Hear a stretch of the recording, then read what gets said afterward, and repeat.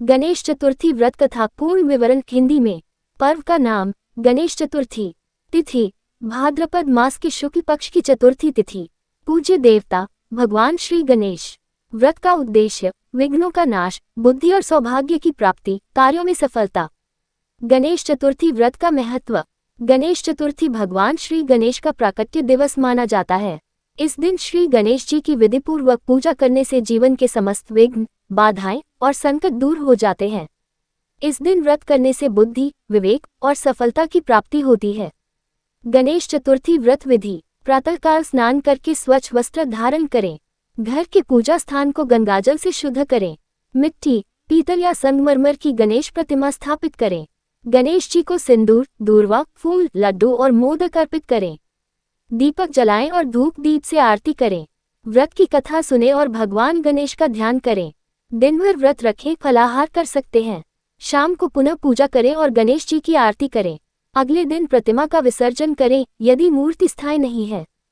गणेश चतुर्थी व्रत कथा। पुराणों के अनुसार एक समय की बात है, एक राजा था जिसका नाम चंद्रभानु था। वह बड़ा धर्मात्मा और गणेश भक्त था। उसने अपने राज्य में गणेश चतुर्थी का व्रत अनिवार्य कर दिया था। एक बार उसके राज्य में एक निर्धन ब्राह्मण ने इस व्रत को विधिपूर्वक किया।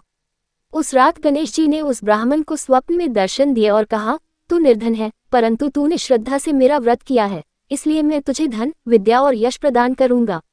अगले दिन वह ब्राह्मण सचमुच धनी बन गया। दूसरी ओर एक व्यापारी ने भी व्रत किया, परंतु श्रद्धा नहीं थी। गणेश जी अप्रसन्न हुए और उसके व्यापार में भारी नुकसान हुआ। तब उसने सच्चे मन से प्रायश्चित किया और फिर से व्रत रखा, जिससे उसके कष्ट दूर हो गए।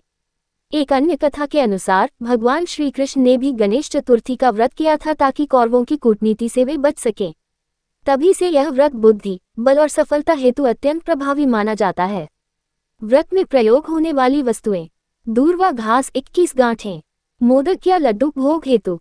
सिंदूर, हल्दी, चंदन, लाल पुष्प विशेषकर गुड़हल, पंचामृत, दूध, दही, घी, शहद, शक्कर, कलश और नारियल, आरती थाली, दीपक, धूपबत्ती।